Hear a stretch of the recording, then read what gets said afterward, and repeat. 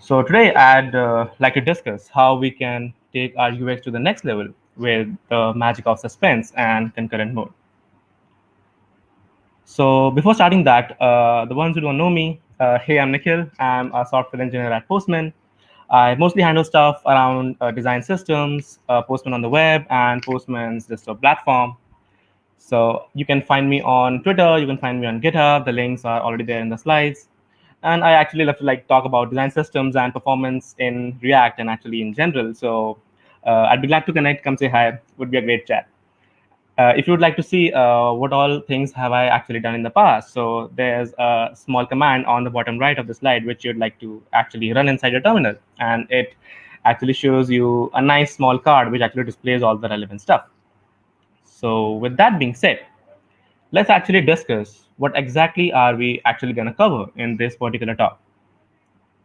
So moving on the first item, we'll actually discuss how actually do we write code in React today and what it actually proposes as a problem, which is known as a waterfall problem. And we'll also see how suspense actually helps us tackle this part. Secondly, we'll also see how we can actually start prefetching data in background for some other string while we are on another string. Thirdly, we'll also see how we can actually reduce that janky spinners loader experience, which we actually show like too many loaders inside a screen or many loaders in succession while we are loading something with a really cool hook called as use transition. And also finally, we'll also see how we can actually control the behavior of how we actually load data and how we want to show data incrementally or what should be the sequential actual order with a really cool API known as Suspense List. So with that being said, yeah, let's actually start the journey to this great UX road together. And let's actually start thinking of one specific sentence that comes to our mind.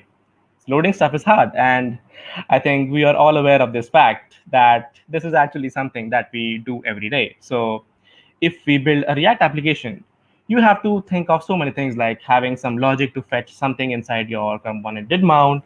You then have a condition which checks, hey, if my data is loaded or not. If it's loaded, then just show me the data. If it's not, then you just show me a loading indicator or a spinner and whatnot. And I think those conditions where we check our data that if it's loaded or not is something that has actually become an integral part of how we actually code, right? So we actually write these lines hundreds of times a day. So while we're thinking about all those nitty gritties and that technical mumbo jumbo, we actually also need to stop thinking about what exactly would it impact on our user experience. And this actual demo answers it all.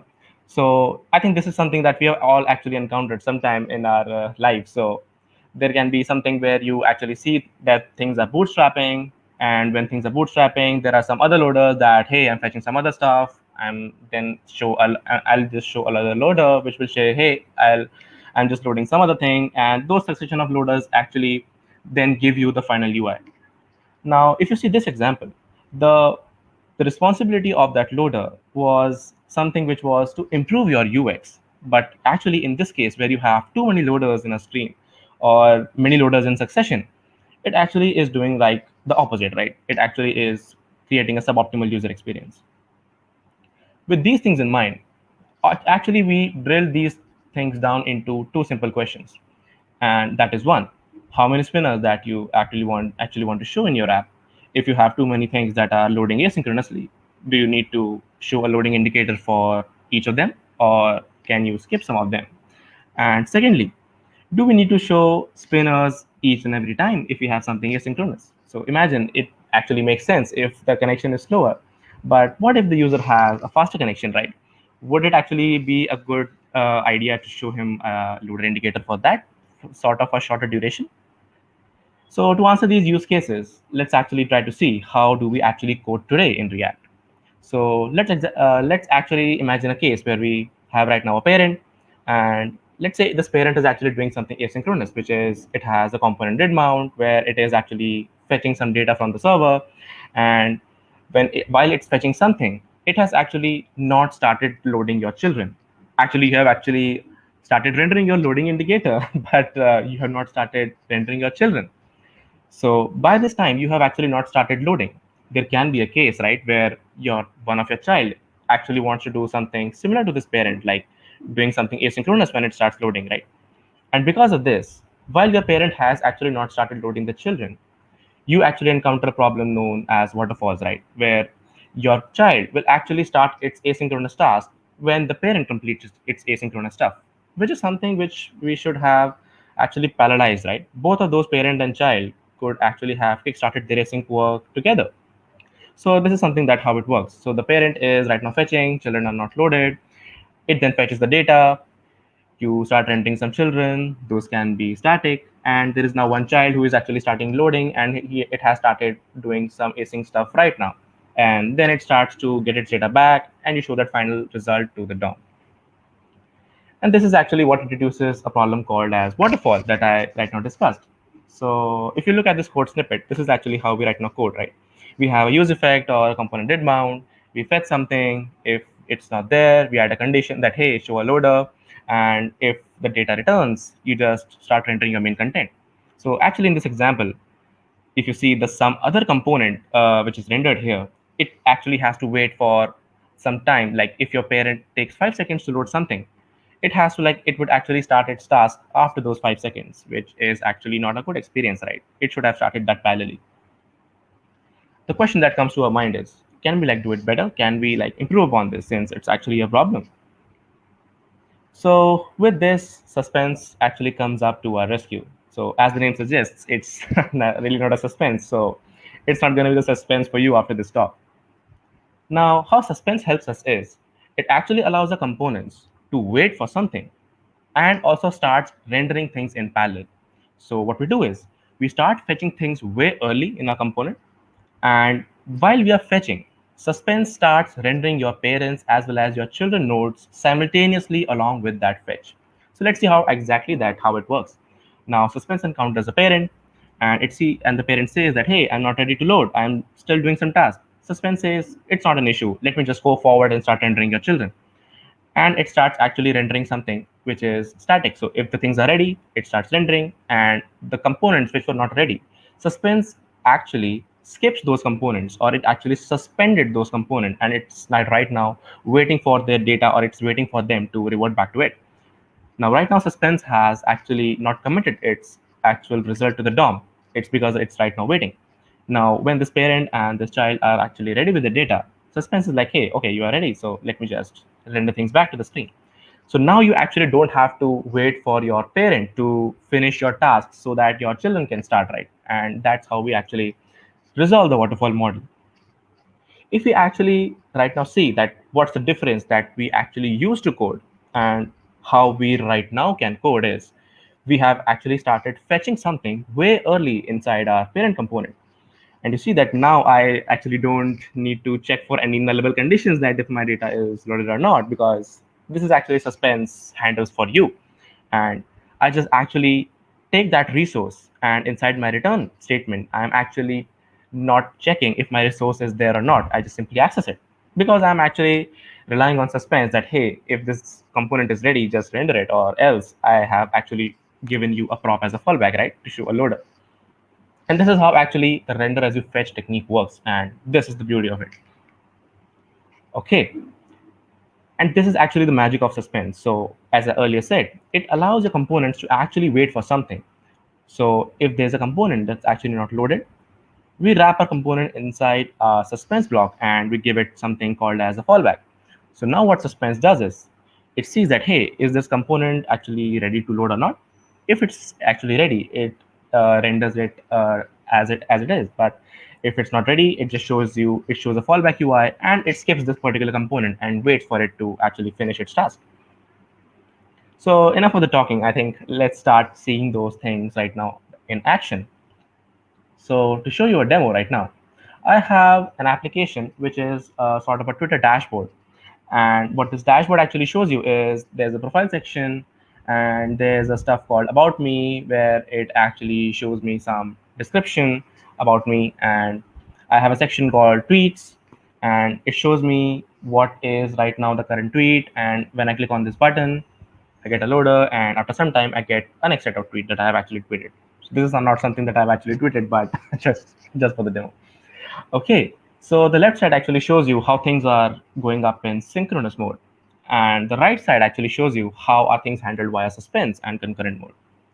So in order to dive in to the code, let's actually see how we did actually write this code as I showed you in the slides earlier. So if you see, I have actually kickstarted my resource fetching way early, and I don't like actually check if my data is there or not. I just pretend that like right now it's there, and I just access it right away in my render function. So because of this, I actually rely on suspense that if it's ready, you can actually start loading the data. But if it's not ready, start doing something that is right now ready, and you can go ahead and start fetching the other things and other children. Let's see how this description component, which is now written with suspense, actually written inside my app. So I have this file called concurrent app, and inside this I have a suspense block, which actually wraps my description component, and I give it a fallback. So if I go to the demo, let's actually switch to concurrent mode. I refresh the app. I go to about me. It shows me a spinner because suspense has actually suspended this UI. It's not ready. And when it is ready, suspense actually comes up to this component and renders it. So far so good, right? It's actually simple. Now let's try to see a case where I have some static content inside my website. So let's assume I have a div here. I have some static content. I close this div and I save this. And now let me go to my demo. We go to about me, and you see, we right now have a loading state, which is actually showing me a loader, even for this static content that is actually rendered. I did not actually want to show a loading state for my whole tab to appear here, right? Because it was only the about me section that was right now loading stuff and not the some static content, which was actually static. So what if could be the case where I could just actually load the part which is actually doing something asynchronous and not my whole actual tab?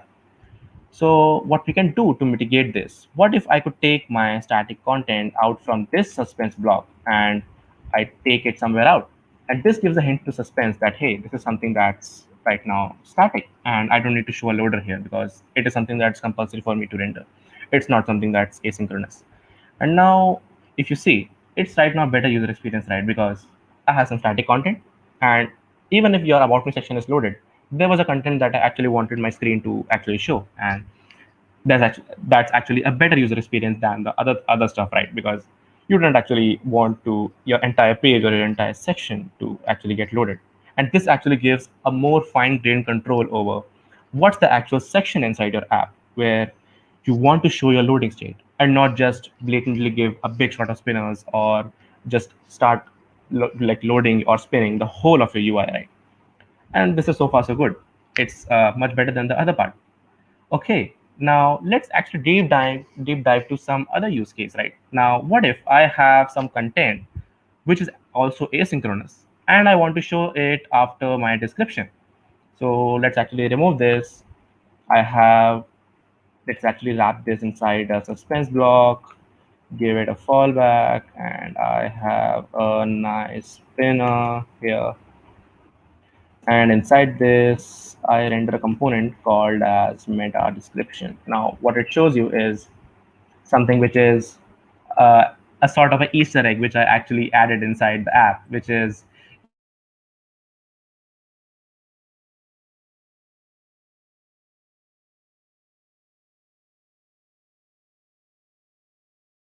if you go to the about me section, if you go to the about me section, seems to be stuck or seems to be a bit lag. Just a sec. Yeah, I think we are good. So if I right now refresh, and if you check the about me section, I see two spinners. And did you see there is one Easter egg which is in the description? That's Portman, right? And the spelling is right now wrong because I have contrived it intentionally. So you see that this is the line which actually shows you that, hey, the spelling was postman and not Portman, right? So I actually wanted this second message to come after actually this first message appears, right? And this is actually where I want to actually control how my loading or how my data actually appears, right? So if I what would be a better user experience in this case, right? I would like to actually do is what I would like is my description to appear first, and the second line, which is actually with something that gives me more info about the description, to appear a bit later, right? And this is actually where I want to gain a more control over my data loading and my loading states. And there's actually where a component called suspense list comes in. So so what if I have these two suspense blocks and I wrap them inside a component called suspense list, and it takes a prop called reveal order. I give it a prop called forwards, close this, and I take this block, I wrap this inside a suspense list. Now, what it actually does is, what suspense list thinks is, okay, you have some suspense blocks inside you, and reveal order forwards means whatever we have written first should actually appear first, regardless of the fact that is it loaded first from the server or it is not loaded first from the server. So if you have written suspense for description first, this is actually the one which loads first, regardless of if it is loaded right now or if it's not loaded right now. So you would either see a loading spinner or you rather two loading spinners, but you will never see the case where this second line, which is the meta description, which now comes first. So let's quickly go to the demo. I refresh the page. I go to about me. I see two spinners, and now I see the data. So that's how I actually remove the case where my semantic UI content is actually maintained. That integrity of UI is maintained because I actually wanted to show my description first, and then the line next to it. So now there's never going to be the case where the race condition for the second line to come first appears. Now it's actually the data, it comes along together, or it's the description which comes first. So if you see, it's never going to be that case where you see the second line coming first, right? And that's actually pretty great.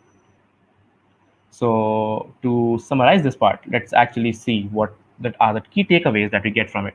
So we actually get a more control over our loading states because it's actually something that you now don't have to actually handle from your part. It's actually what suspense handles for you by default. So it's actually handled by default. So and you actually handle and you actually have a more control of what exactly or what is the exact area where you actually want to show a loader and not the whole app or not the whole section. And second point being, since you have render as you fetch with suspense, now you actually don't need to think of the waterfall issues because your UI and your async tasks are both going on in parallel. And thirdly, of course, you don't need any sorts of those nullable conditions to check your data if it's loaded or not, or don't need to just check for loading spinners, handle any states because it's all handled by suspense, right? So cool. We have, I think, started to achieve some milestones here, and I think it's right now going to be a better and a better UX following along. But also the question now that arises, it's not something that's super great, right? And it's not something that you can just sell things on. What can we do to like improve this even better, or what can be the improvements of this case? To understand this part even better, let's actually try to see another sorts of a bad UX. So this is something that how React works right now. Imagine you have a product list where you have a search box and you type something, and because of that, React starts updating something inside your page. And that particular update is something which is represented by this big yellow line that you see on the screen, right? And this is the render phase that's right now not interruptible at all. So if your user actually emits something which is an event. For example, he types something inside your search box. React would say that, hey, I have this big sort of a rendering phase which I cannot interrupt. I have to first finish this and then I can just cater to your user event. And the user would be like, hey, this is not a good UX. My app seems to be stuck when I start typing something inside, right? And obviously your user is not going to be like firing just one event, right? The case is something which is going to be like this. So you can have multiple sorts of user events that can be like right now fired, right? Which React cannot cater, obviously, because it's not right now interruptible. And obviously you would say that, hey, Nikhil, we have an issue and a problem, right? Which we can like solve using debounce, right? And I can just say to the user that, hey, when you stop typing, I will then start updating. But this is also something which debounce cannot also solve, which is also a suboptimal user experience. Because now your user would also be like, hey, I am typing something, but my app does not respond to it. And this is something like very weird, right? And we can also do something better than this.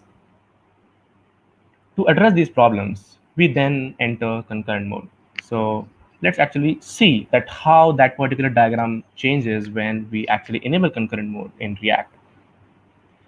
So now as you see, your big yellow bar is now breakable into like small pieces. So which is something which is an interruptible render phase. So now what React can do is it can now switch between its render phase and it can cater to something that is more important. So in this case, if a user types something which is there can be user event, React actually pauses its render phase, it caters to the user event, and it then resumes its rendering again. So it is something which is similar to a context switching, where you are switching between something that's more on priority.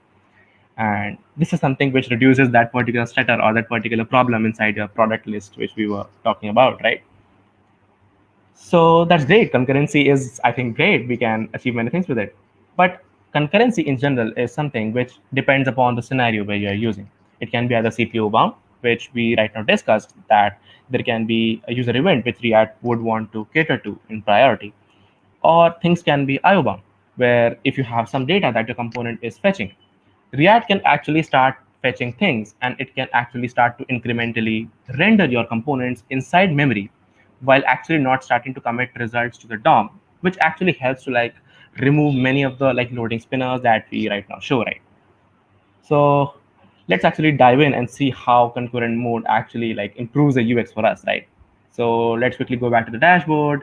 I right now I have only concurrent mode enabled, right? So I just go over and I go to synchronous mode as well. So the left side shows you how are we doing the old-fashioned way of React, and the right side shows you how concurrent mode enables it. So let me just quickly refresh. And when I go to About Me section, it should actually show me a spinner, right? Because we will be like, it has not actually started rendering its data and its children. So I go to About Me, it shows me a nice loader, not loaded, and then it actually gives me the data after some time. And then I go to tweets. It's now right now showing me a loader again. And after some time, it also shows me the tweet. Now, by this time, actually, when I was demoing the synchronous mode, what concurrent mode on the right had actually done is it had actually started fetching your resources and it had actually started rendering your stuff behind the scenes in memory. So if I go to this About Me section now, what do you think? Should I get a loading state here or shouldn't I? So let's quickly find this out. So I go to About Me, React has already got this rendered. I click it, and yeah, no spinner, no flash, no loading. It just appears that things were actually there. I go to tweets, hey, it's loaded. No spinners, no loaders.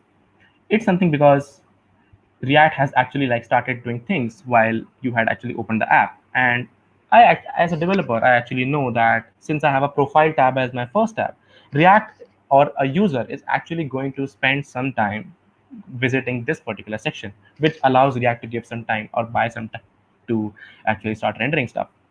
And this is actually great. We have actually removed many spinners that we actually would have shown on the right.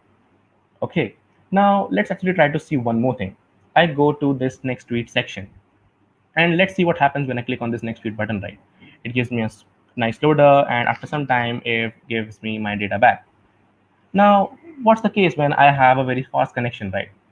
I click on this, the spinner comes and just goes. So it's not a very good user experience, right? What if I could just stay on the screen and I just don't show a spinner for some time?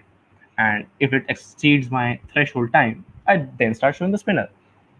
Now let's try to see how we can actually do this, right? Let's actually try to remove this particular spinner. So let's actually use a hook called as use transition. Let me just comment out this line. And what it shows you, it has a timeout, which is 2000 milliseconds. And it says that, okay, I will actually wait for 2000 milliseconds if your data is loaded or not. So if it's loaded within this 2 second time, I'll actually not show your loader. And if it's not, and this I'll then show the loader. So let's say I have a start transition function, which I need to wrap wherever I am actually setting my state. So it's actually on the button click. Now I just take all of that. I have a start transition, takes function. Inside this, I have my logic. And there's also a really cool value called is pending. So it's a boolean which actually tells you that, hey, are things loaded or not? So let's actually disable the button with this is pending thing. And I save this. Well, let's actually see if we are able to remove this particular loader inside our tweets or not.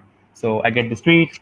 Now, if I click it, The delay is something that React is waiting for 2 seconds, but my data is actually going to come before that. So I click on the next tweet.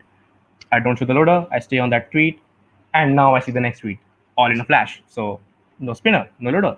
Let's do it one more time. I click it, no loader, and I see the tweet instantly. And this is such a great user experience, right? We don't show any loading spinners or no janky UX, no sorts of that too many loaders inside the screen and all that stuff.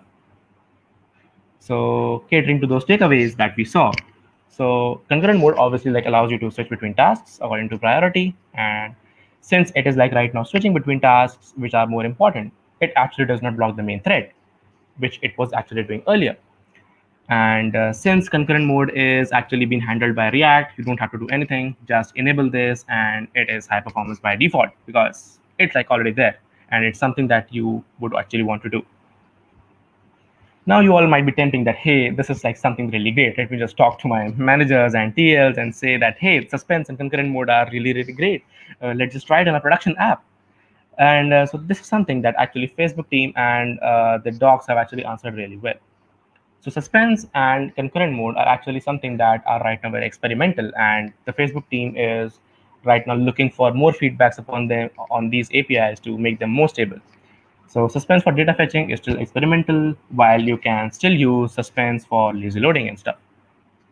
So if you would take my opinion, you can try those in personal projects, but using them something inside your production apps is something that I would not really recommend, right?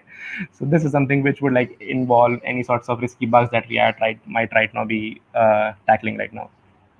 So with this, do we actually finish our road to that better UX? Are we right now great in terms of the best user experience in the world? And the answer is obviously not. So there is obviously a great path ahead to actually tread, right? So if you are like actually trying to see a more practical use case for suspense, go check out Relay. They have React team has actually integrated suspense for data fetching there. So you might want to check that out. There are actually some really cool hooks that Concurrent UI actually offers, which is there in the React doc, something like use default value or other Concurrent UI patterns. So it's really cool. Go check that out. It's really awesome. So you can find my slides on GitHub with this link, and you can also find my code. The links are right now there. It will be like shared with you guys soon. And on a side note, we are building great things at Postman. So if you'd like to be a part of our journey, come join us at our careers website, and we'll be glad to connect in future. So with this, I'd actually like to end my talk. So a big shout out to all the sponsors and the organizers and all the staff who actually have made this actually a good success and actually have come up with an awesome event like that in amidst the COVID situation. And last but not the least, I would also like to thank you, audience. You guys are great. It was like a great experience sharing my thoughts with you guys.